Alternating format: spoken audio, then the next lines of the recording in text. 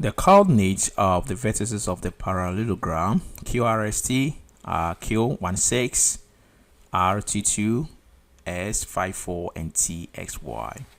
I find the vectors QR and TS and hence determine the values of X and Y. I calculate the magnitude of vector RS. I express vector RS in the form K theta degrees, where K is the magnitude and theta is the bearing, of course. So we have to express the vector RS in magnitude and bearing form. And B, find the values of X and Y in this equation. So that is equality of vectors. So this will be a simple simultaneous equation. So now let us look at the question. The first thing we see here is the word parallelogram, and then there is the shape of a parallelogram.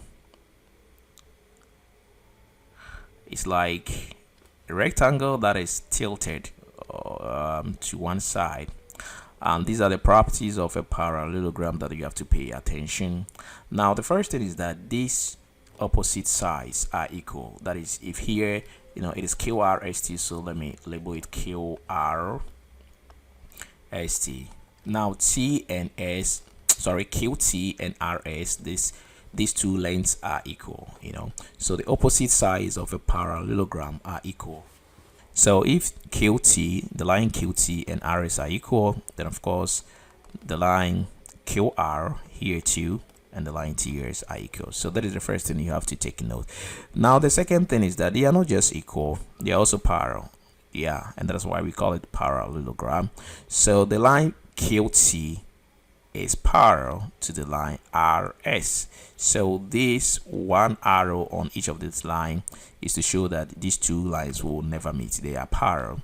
In the same vein, these two lines, that is TS and then QR2, are parallel. So the opposite sides of a parallelogram are equal and parallel. And that is one thing that we have to take note here when solving questions under these. Now we have been given the 4 points, or let me say the 3 points, because we don't know the T, the point T. Now QRST, the point Q is 16, so let me write 16 beside it. R, we are told, is 22. Then S, we are told, is 54.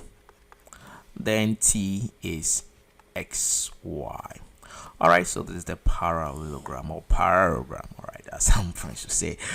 Okay, so let's look at the I. I says that find the vectors QR and TS. So I'm going to find the vector QR first. Vector QR. Now, vector QR comprises 2 points. Now, that is the vector QR. That means moving from Q to R, as we see here. Now, if I separate this vector into its constituent points, I will have the point Q and the point R. Now the point Q can also be written as the vector OQ. Now each of the points is with respect to the origin, a certain origin O. Okay, so R2 is written as OR, and then we use an ID here we call position vectors to solve these questions. If you look at my videos, one of my videos on this, you understand this, but I'll go back to explain it again. Now let us take this as the XY axis. Suppose that is the X axis, that is the Y axis. Now that is the origin O. Now I can put these 2 points anywhere on the point. Of course, if you look at the point Q, that is 16, it is found in the first quadrant, because 16 means 1 on the X axis and 6 on the Y axis. So let me put the point Q somewhere here. So Q is 16 and R is 2. So if here is 2 and there maybe it's 2, then I can put R2 here. R is 2. So now this is the idea. These 2 points Q and R are found in the first quadrant, all right, in the XY plane. Now I can move from the origin O to the point Q, and when I move from the origin O to the point Q, we call it the vector OQ. A vector is a quantity that has got magnitude and direction. Now from O to Q, I have covered a distance. It could be 5 centimeters, it could be 2 centimeters, it could be anything. I mean, that is what we call the magnitude of the vector OQ. And look at the direction. Where am I moving? From where am I moving? I am moving from O, the point O, to the point Q, right? So that is the direction, that is the OQ. So we write it as OQ, vector OQ, like that. Okay, I could have also moved from O to R this way. Now let me ask a simple question. If I am at O, how can I get to Q? If I have these 2 points, that is Q and R, how can I get to Q? Now let me also connect R to Q. Now a very simple answer is that if you're at O and you want to move to Q, why don't you move from O to Q? I can just do that straight. From O, I'll move to Q, and that forms the vector OQ. Or if I don't want to move from O to Q straight, perhaps I want to pick something at R, I can move from O to R. That is the vector OR. Then from R, I'll move to Q. So RQ. So I've been able to move from O to Q.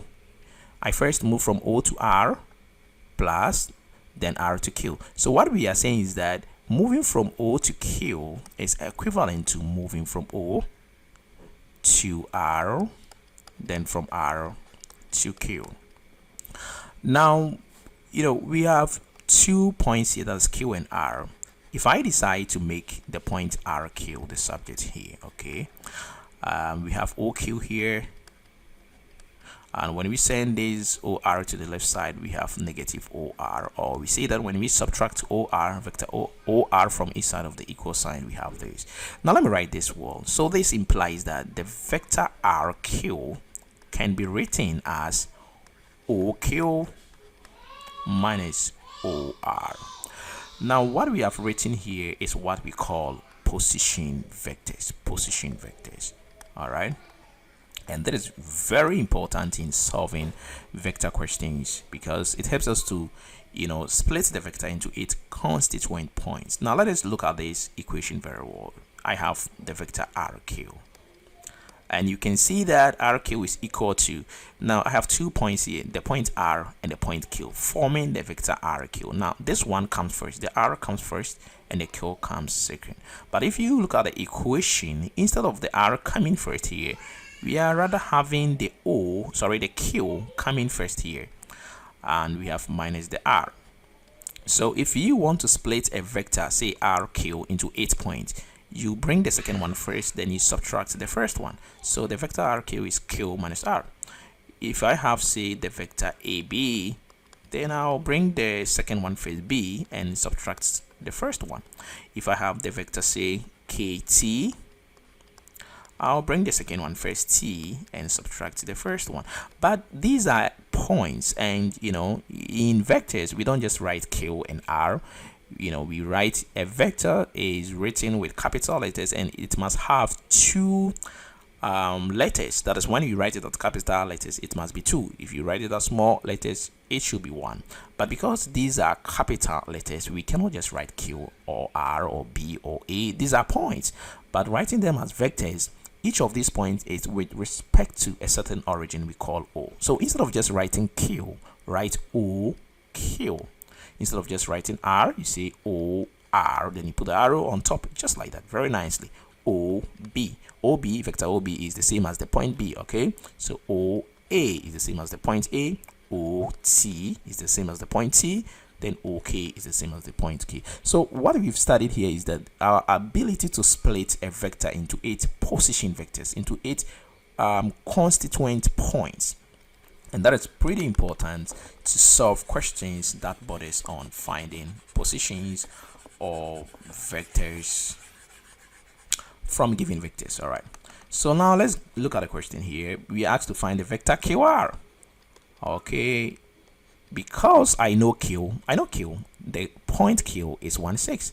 I know R, the point R is 2, 2. Because I know this and I have to find QR, I can split QR into 8 points. So QR will be the point R minus the point Q, the second one first, but we don't say R, so we say the vector OR, and we say the vector OQ.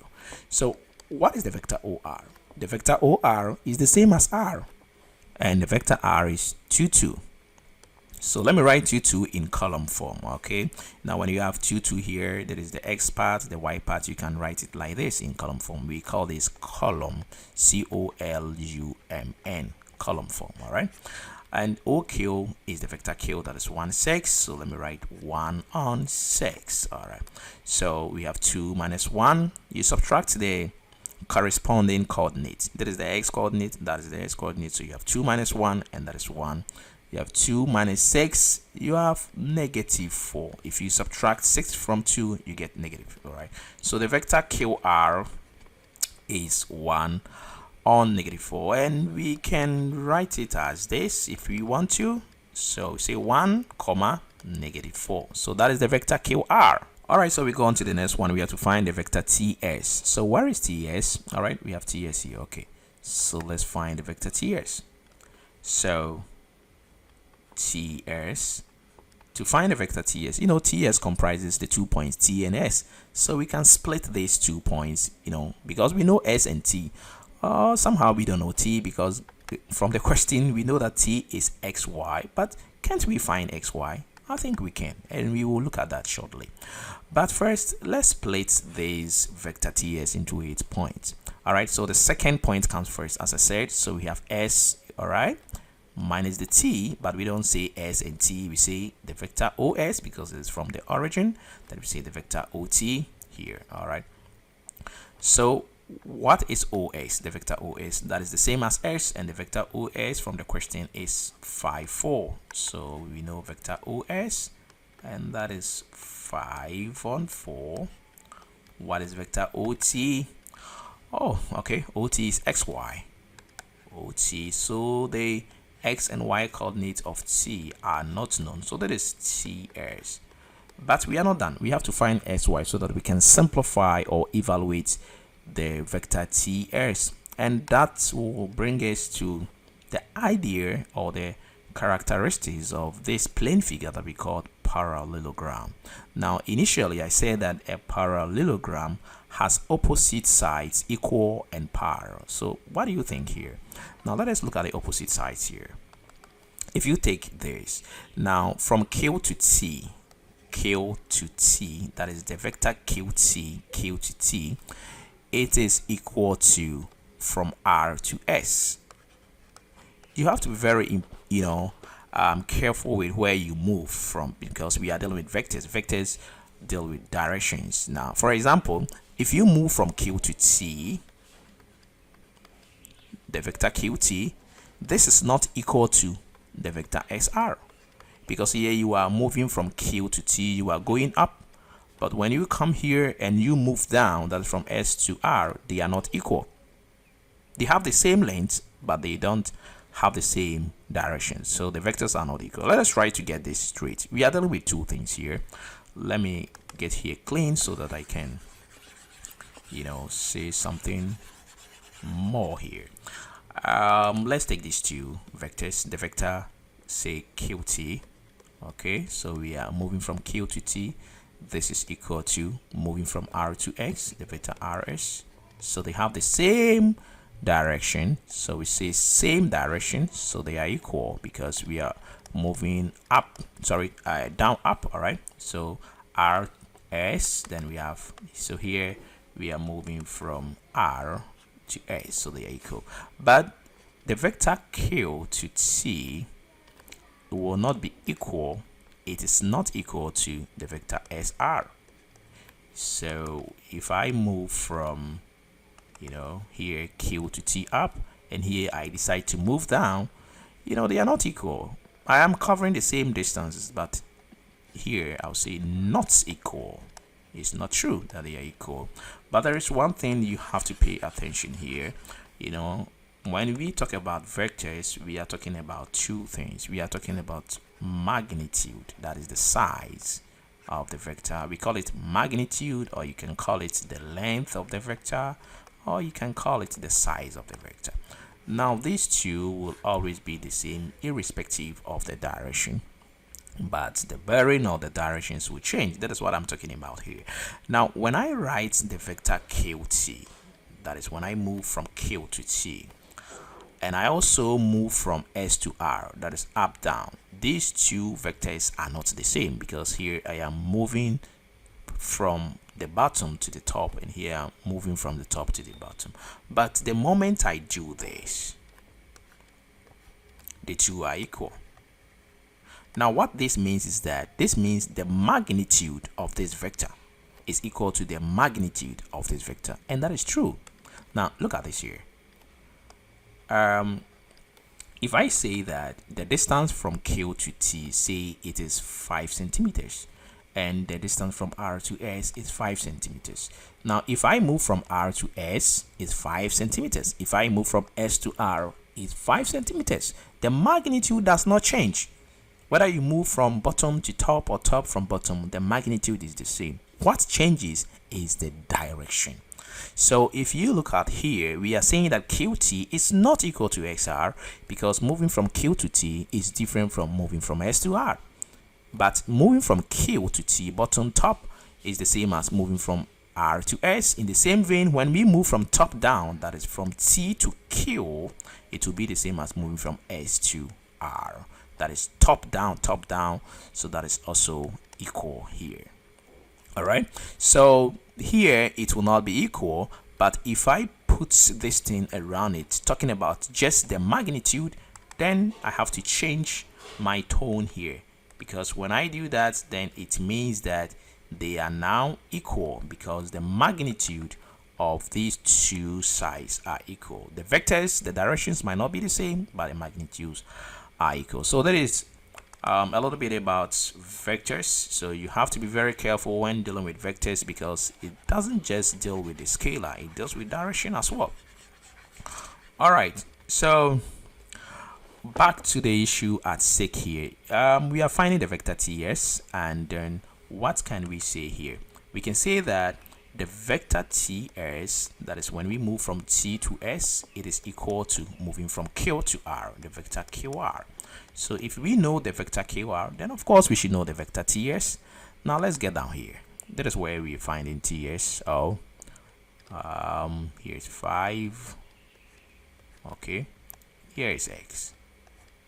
All right, let me take it off and okay, so we have XY. Okay, and we also found the vector QR. QR we had 1, -4, and we are saying that the vector QR is equal to the vector TS because, you know, opposite sides of a parallelogram are equal and parallel. So this means that, so we're saying that the vector QR is equal to the vector TS, or the vector TS is equal to the vector QR because the opposite sides of a parallelogram are equal. But that is TS, so let me simplify TS.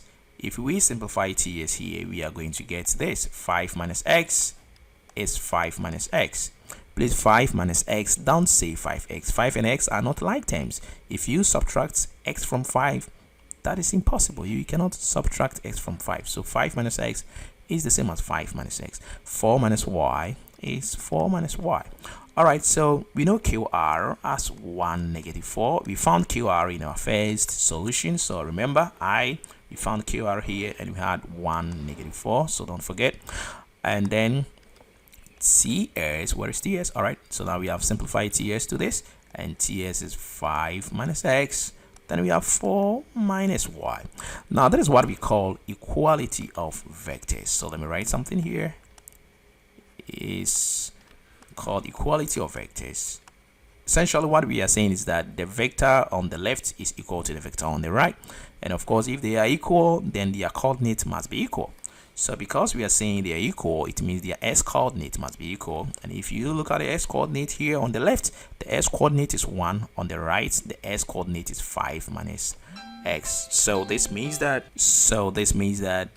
we will have 1 to be equal to 5 minus X. And we can call this equation 1. All right, let me find X here. If I add X to both sides of the equal sign, or in other words, send the X to the left side, here will be positive X.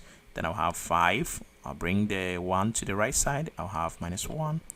Then I have X equals 4. So X is 4 here. And if I look at the Y coordinates too, on the left side we have -4. On the right we have 4 minus Y. So the y coordinate 2 must also be equal, and we have something like this. Let me send the negative y to the left side. I have positive y. There is 4 here. Let me send the negative 4 on the left side to the to the right side, and I have positive 4. So y is equal to 4 plus 4, that is 8. So the coordinates of the t is, the x is 4 and the y is 8. The t was xy, so the x is 4 and the y is 8. So therefore, with the t, which is xy, we have t to be 4, 8.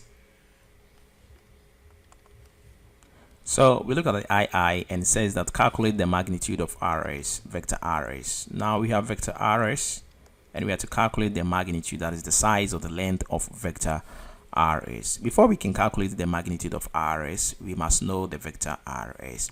Now, do we know R? Do we know S? Vector RS constitutes, or let me say, comprises the points R and S. Now, that is the point R, 2, 2. The point S, 5, 4. So if we know the individual points and we want to combine them to form a vector, then the idea is still the position vectors, the position. So find the individual position vectors. So we write the point that is behind first. So we have the vector OS minus the vector OR. All right, so we know OS is the same as the point S, and that is 5, 4. Minus the vector OR is the point R, that is 2, 2 here. So subtract 2 from 5, that is 5 minus 2, we have 3. And 4 minus 2, we have 2. Alright, so there is the vector RS. Now, the question says find the magnitude of the vector RS. I have now found the vector RS. I'm going on to find the magnitude. So I will write this. There is the vector RS, and I'll put 2 bars around it. So I'm saying the magnitude of this vector RS is equal to, finding the magnitude, you take the square roots of the sum of the squares of the coordinates, that is the x squared plus the y squared. Now that is the formula that we use to find the magnitude. We square the x part, we square the y part, we sum them, then we take the square roots. So now let us get back to the vector RS. That is the x part, 3. So we square the 3, and there's the y part, 2. So we square the 2, 2. And then we take the square root of this. 3 squared is 9, 2 squared is 4, and 9 plus 4 is 13. So because we are dealing with magnitude, length, size, we don't know whether it is centimeters, in meters, in kilometers, in grams, or whatsoever. So you just add units. So whatever unit it is, we put it there. So the magnitude of this vector is root 13 units. And if we have to convert this to decimals, then we can have, all right, let me pull my calculator and I can type the square root of 13. I think that should be around 3.61 or something like that. So the square root of 13, and I press on the equal sign. I have root 13, so you press SD to change it to decimal, and you have 3.6055. So let me convert it to 2 decimal places, and I'll have 3.61. Okay, so I'll have 3.61 units. All right, so that is the magnitude of the vector RS. All right, the next thing I want to do here before I move on, do you know that you can also use the calculator to find the magnitude of this vector? Let me show you. And after that, we are going to the II, and I will also show you some calculator tricks over there. Now let me pull up the calculator again. You press on the on, and what I'm going to do is I'm going to type the vector 32, and I'll convert it, and that is in column form, right? So I'm going to extract the magnitude of the vector. That is all. That is the root 13. So you press on the mode, and then you choose CMPLS. Now CMPLS is complex mode. It is not for vectors. I am using it to solve vectors. I am using it to solve vectors because the complex mode kind of gives an imaginary number as well as a real number. So I play on those things, kind of use the imaginary as my x-axis and the real as my y-axis. So choose the two to enter the complex mode. All right, when you do that, you see CMPLX on top of it, right? And the vector is 3, 2. So what I'm going to do is type 3, and you type the engineering symbol here. That is the key that you see here, ENG. And when you do that, you see 3i. So 3i, in a way, is saying 3 on the x-axis. That is on the imaginary axis, the x-axis. And, even in mathematics, the x-axis can also be called the I-axis, and the y-axis is called the j-axis. Of course, the calculator does not have the j, so we leave the j as the real part of the number. So 3i plus, in the ij format, you say 3 on 2 will be 3i plus 2j, but here we say 3i plus 2, just 2. Now when you press on the equal sign, the calculator will bring the real part first before the imaginary. That is, you have 2 plus 3i, and it is time to convert it to the magnitude and bearing. So press shift and come here and press on the 2. If you look at the 3, the first one is argument. That is, of course, the angle. The 2 is the conjugate, the conjugate of a set or the conjugate of a number. The 3 is the magnitude and bearing, and then the 4 is the vector itself that you typed. So now let's look at the 3. That is what I want, the magnitude. So you choose 3. It means the answer is now being converted to magnitude and bearing. I don't want the bearing part, I want the magnitude, that is the arrow. So I'm going to pick the number before the angle sign, and when I press on the equal to, what do you see? You see root 13 first, and that is the magnitude that I am looking for. So of course the magnitude is root 13, as you can see here. Now let's get to the I.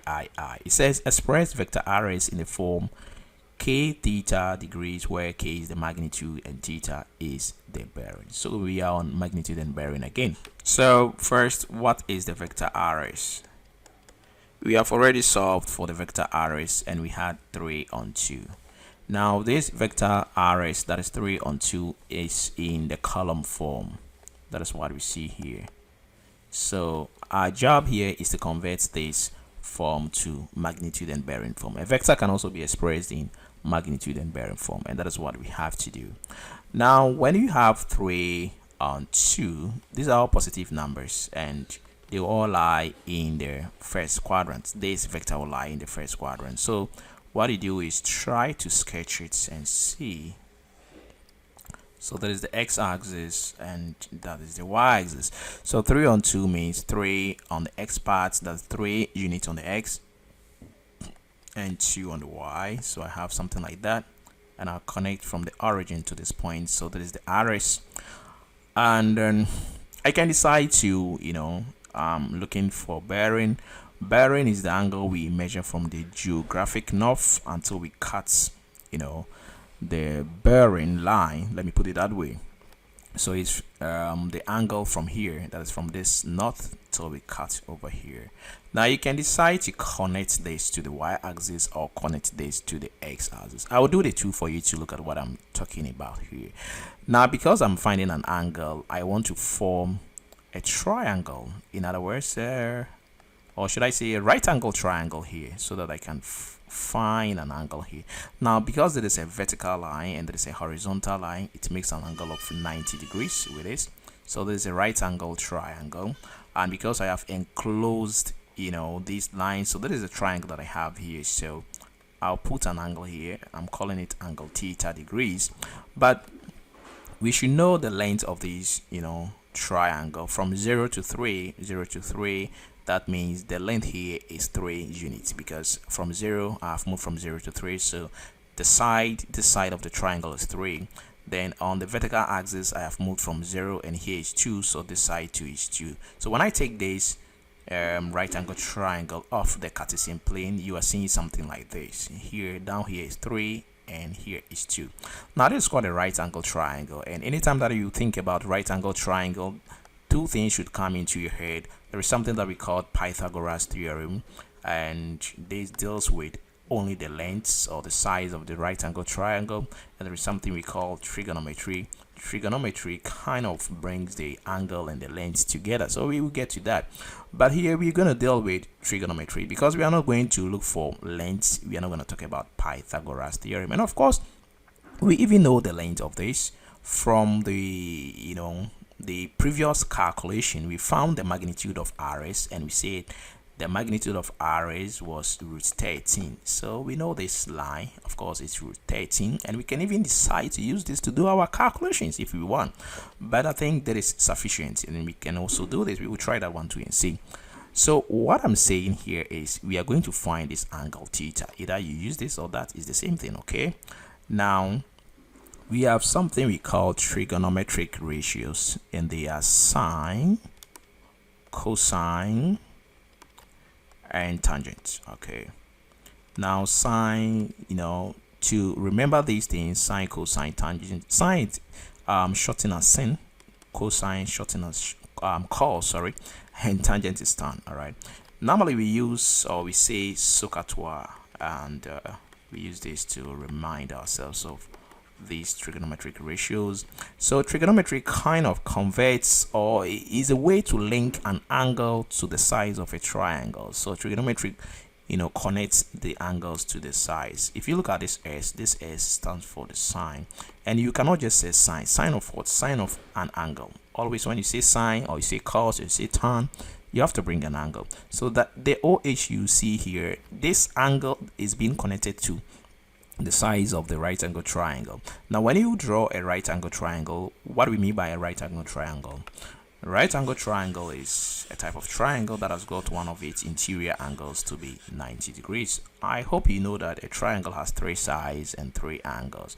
So whenever you draw any triangle that's one of the angles is 90, it's called a right angle triangle, and the side that faces the 90 degrees angle is what we call the hypotenuse. We call the hypotenuse. It is the longest side, and it's the side that faces the 90 degrees angle.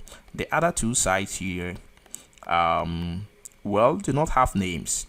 Their names alternate. It depends on where the angle lies, and let me try to throw a little bit of light on this. Now let me put an angle here. Let me say that is the angle theta degrees, and that is the angle beta degrees. Let me label this part A, B, and C.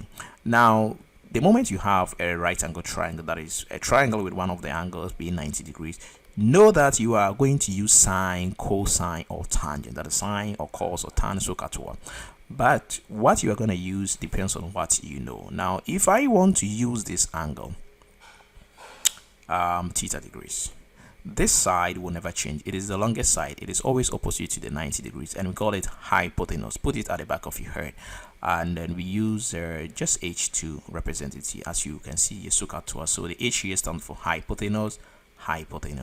Now the O and A that you see here, they are called opposite side and adjacent side. Now to this angle, if you look at this angle is facing this side. So if I'm talking about this angle theta degrees, this side is called opposite side.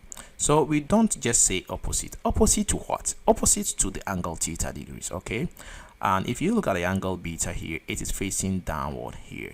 So this side to the angle beta degrees, this side too is called opposite side. So be very careful that there is no side called opposite. It depends on the angle that you're talking about here.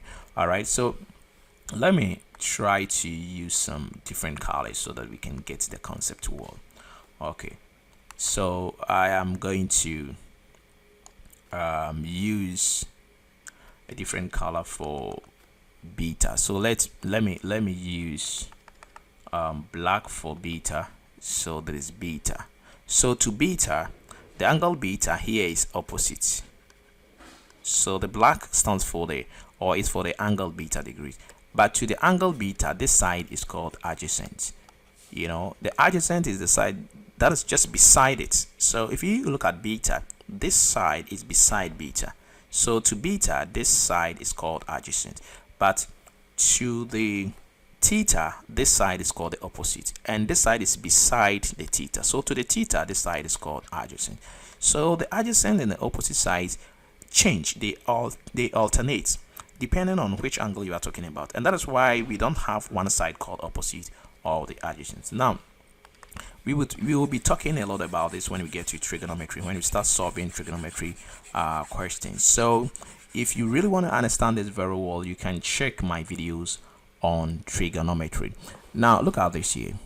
to this angle theta degrees. Now, of course, this side is the hypotenuse because it is the side facing this 90 degrees angle. Okay, so we have established that. But these two sides, to this angle, we are talking about this angle, not the angle up here. This angle faces this side, so this side is the opposite side. And of course, if that is the opposite side, that is the adjacent side.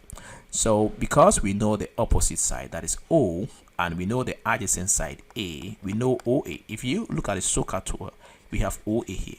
So this gives us a clue that we have to use the tangent to solve for the theta. So we say tan theta is equal to the O, the opposite side, and that is 2 over the adjacent side, that is 3. And theta will be equal to, we take tan inverse of both sides, so that will be tan inverse of 2 out of 3, and theta will be equal to that. Once again, I'm going to pull up my calculator and I'll type tan inverse of 2 out of 3. So tan inverse, that is tan. So tan inverse, I have to type shift first because it's a second function.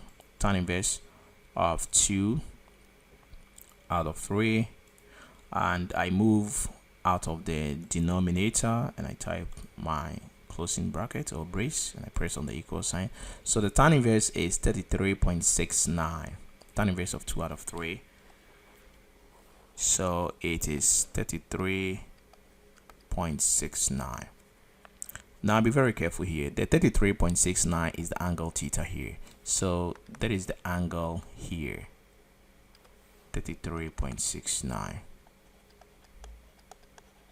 But it is not this angle we want. We want the angle here. But the entire angle here, that is a quadrant. The entire angle here is 90 degrees. So therefore, the bearing that we're looking for, that is the theta degrees, is going to be 90 minus the 33.69 because we want the one here. So we subtract 33.69 from 90. So we say 90 minus 33.69. All right, so we have 56.31, and this will be 56.31. So that is the bearing. All right, so that is the bearing of the vector RS. Okay, so we say therefore the vector R is converted to magnitude and bearing form. The magnitude is the root 13 units. Then the bearing is 56.31 degrees, or we can use the decimal if we have to, 3.61 units. Then we have 56.31 degrees. There is one more thing I want to say here before we move on. If you look at the diagram here, I drew it this way and I put the right angle triangle on the x-axis. Now I could have also done this. We have here to be 2, here 3, so we have 3, 2, so we connect it this way. Now what I did here was I connected this down here. I could have connected it to the y-axis here. I could have done this, connected to the y-axis here. Now if I had done this means after finding the angle theta, I will not subtract it from 90 because of course that is the angle I'm looking for. So you can decide to draw your right angle triangle with respect to the x-axis, or you can put it on the y-axis. Now here I put it on the x-axis, and when I found theta here I had 33.69, and because I wasn't looking for the angle here but here, I had to subtract it from 90 degrees before getting the correct angle. Now if I put the theta to the y-axis, the angle that I will get here will be straight ahead. It will be 56.31, and that will be the correct angle straight ahead. So let me try this one too and see. Now from here to there is 3, so that means that here is 3 and here is 2, of course. So if I'm finding, of course, here to this angle, that is the opposite side now, and that is the adjacent. So tan theta will now be opposite, will now be 3 out of 2. So if you look at this, there has been a change, there has been a swap. Here we had 2 out of 3, and here we are having 3 out of 2 because we have swapped the orientation of the right angle triangle, and that will give us the answer straight. So theta will be equal to tan inverse of 3 on 2 of 3 on 2 instead of 2 on 3. So let me type tan inverse of 3 on 2. So shift tan and I'll type 3 on 2. And when I press on the equal sign, I should have 56.31 straight. Yes, as you can see, 56.3099, and that will be 56.31.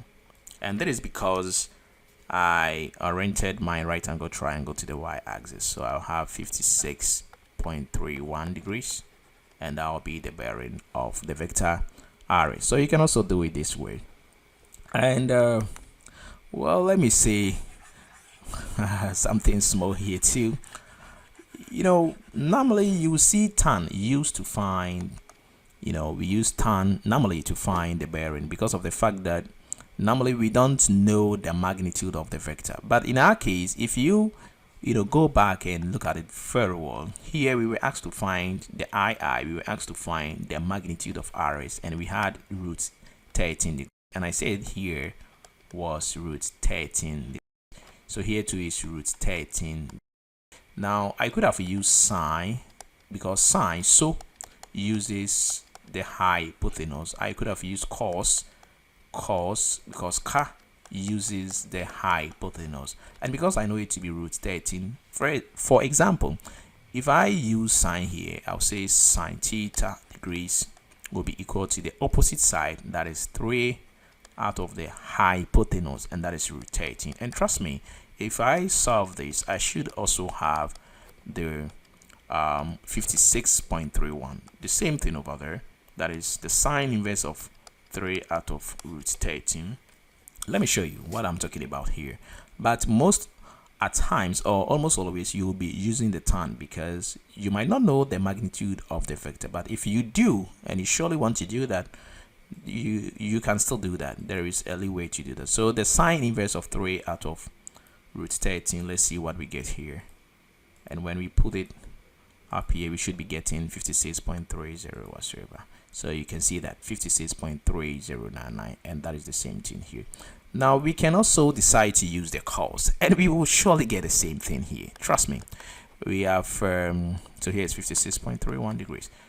The cos too, I still want to use this because I don't want to subtract from 90 again. You can also do the same thing to this anyway.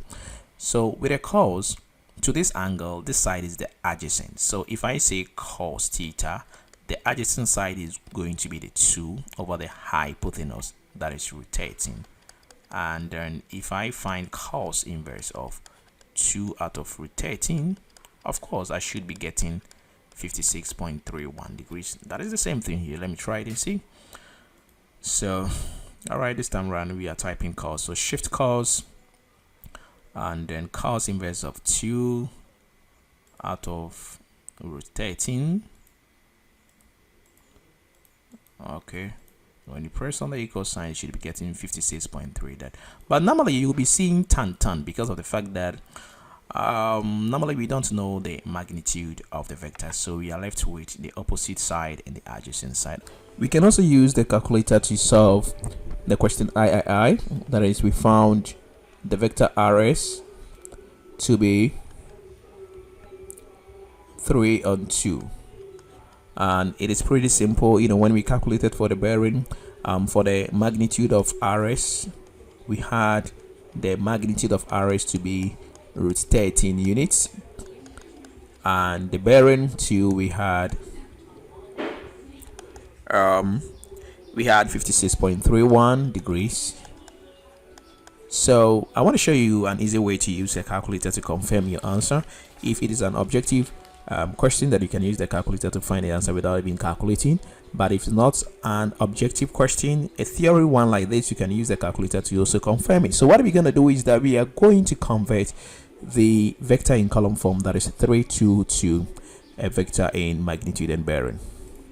All right, so the first thing you do is you make sure that your calculator is clear, and we enter the complex mode. So you press mode, then you choose the number 2 CMPLS. So when you choose 2, you have CMPLS on top of the calculator like this, and then you type the vector. The vector is 3 2, so 3, then you press on the ENG, that is 3i, so this means 3 for the x-axis and plus 2, that is the y-axis, and then you press on the equal sign. So when you do that, that is the vector in the column form, or should I say the Cartesian form, because we have the 2 is for the y-axis, that is the 2j. So the next thing you do is you press shift, then you press 2, and that is the magnitude and bearing. So you choose the number 3, and we are converting the vector to magnitude and bearing. Press on the equal sign, and what you see, the first thing you see here is the magnitude. So you see root 13, so that is the magnitude is root 13 units, and that is the angle sign. So after the angle, you see the value 56.309 to 2 decimal places, 56.31. So the bearing or the angle is 56.31. So that is an easy way that you can use the calculator to change this to magnitude and bearing form. If we want to see the vector again, then we just go to the number 4, and that is the vector, that is 3 on 2. And if we want to see the conjugate of this, of course, you can also see the conjugate of the vector. You choose the number 2, and the conjugate is negative 3i plus 2. All right, so that is that on using the calculator to find the bearing and magnitude, or converting it from column form to magnitude and bearing. All right, we take our last question here, that is the B. So the B is independent of the first question that we solved. It says that find the values of x and y in the equation x plus 3 on 2 minus y on x plus y equals 2 minus 1. Now to solve this, we are saying that we have some coordinates here. We don't know x and y, but when we subtract this from that, we get 2 on negative 1. Now that is what we call equality of vectors. Equality of vectors. That is, the vectors on the left side are equal to the vectors, or the vector on the right side. Now if we simplify the one here, top here, we will have x plus 3 minus the top coordinates, that is the x part here. Now don't be confused here. The variable y here is the x coordinate. It is y. Y is just a place holder. We don't know the value of y, right? It could be 1 2 3 4 5. So that is the x coordinate. All right, so x plus 3 minus y equals 2. Now let me call this equation 1, and then the second one is 2 minus this. Now here we have to be very careful with this. The problem will be here. Now we have 2 minus, the whole of this is the y coordinate, x plus y. Now if you write x plus y like this and you equate it to negative 1, this is wrong. Now that is wrong because the whole of the term here is the y coordinate. So x plus y should be treated as 1 because the whole of the x plus y is down here. But when you write minus x plus y, you are only subtracting the y, leaving the x, leaving the y. So the best way to write this, or the correct way to write this, is to write 2 minus, then you put x plus y in bracket. The moment you do that, you are in fact saying that x plus y is one number or coordinate representing the y coordinate, and this is correct. All right, so let's call this equation 2. So from equation 1, let us simplify this. We have x here, and then we have minus y. We have 2 on the right. Let's send 3 to the left side, or subtract 3 from each side of the equal sign. We have negative 3, and then we have x minus y equals negative 1. Okay, then from here to we will have 2. Let me use different thing here. Okay, so we have 2 minus, so minus 1 times x, we have negative x, negative 1 here times y, we have negative y equals negative 1. So here too we will have negative x, negative y, or minus y. Left here we have negative 1 on the right. Now bring the 2 or subtract 2 from both sides of the equal sign. We have minus 2. So we are going to have negative x minus y equals negative 1, negative 2. That gives negative 3. Alright, so we can solve these two equations, and let me call these two equations. Let me label them again. I'll call this equation 1, and call this equation 2.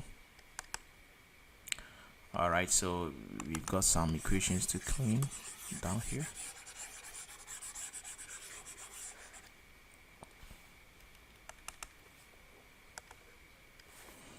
Alright, so let me bring these two equations together so that we can watch them carefully.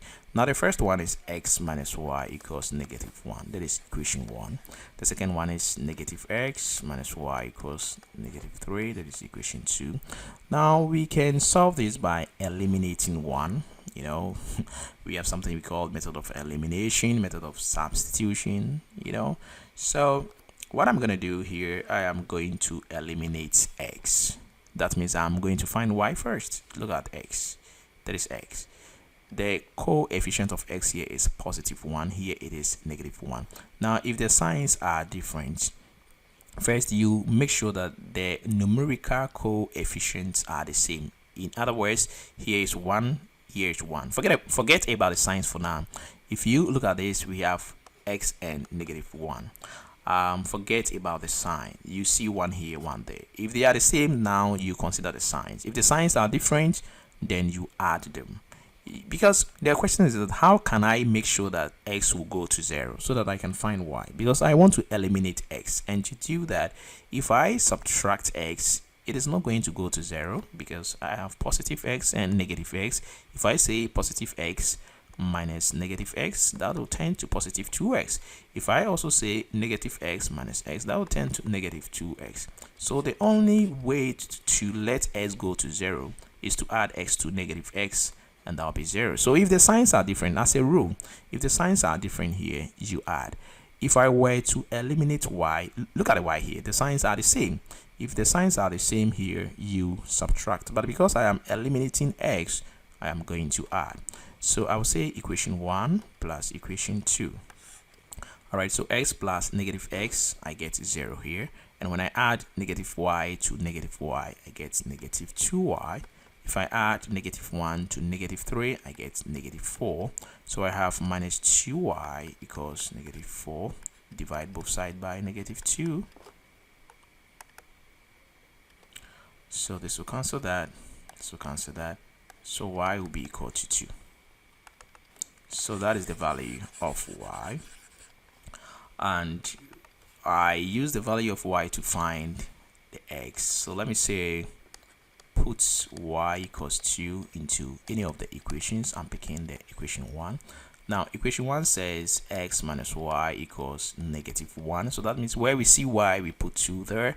So we have x minus 2 equals negative 1. X will be equal to negative 1. Send the negative 2 to the right side, you have positive 2. So x equals negative 1 plus 2 is the same as 2 minus 1. Then that is 1. So that means x is 1 and y is 2. And of course, you can use the calculator to also solve this. It is very, very good to verify your answers here. After getting these equations, you can just plug them into your calculator. Then you get your answer. So you press on your AC and get to the mode section.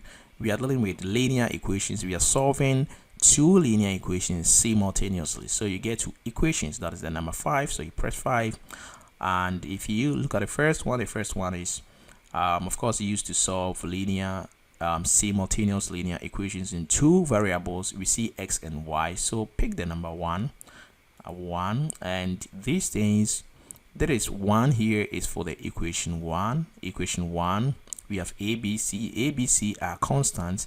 The a is the coefficient of the x part, and the b is that of the y part, and c stands alone. That is what I'm talking about. If you look at this equation, The calculator understands it this way. Here we have something like this: ax, then we have by, that equals c. This is for equation 1. That is how the calculator understands it. Then we have ax again, then we have by, then we have c, equation 2. So because the first one is for the equation 1, we can say a1, we can say b1, c1, a2, b2, c2, but they are all a, b, c. So if you compare this to that, the coefficient of x in the equation 1, that is the a here a is 1. So if you compare to that, that is the a, this 1, and then the y2. So here we have a to be 1, and the y to be, here y is -1. Then the c stands alone. Here to the c is -1. So this is for the equation 1. Then when you get to the equation 2, that is x, a stands with x. Here we have -1. So here for the equation 2, a is -1. Equation 2, y stands with b. Here the y is, sorry, the b is -1. I wrote y here, sorry, here should be b. And then equation 2, the c is -3. So these are the values that we just have to plug into the calculator so that we get the answer.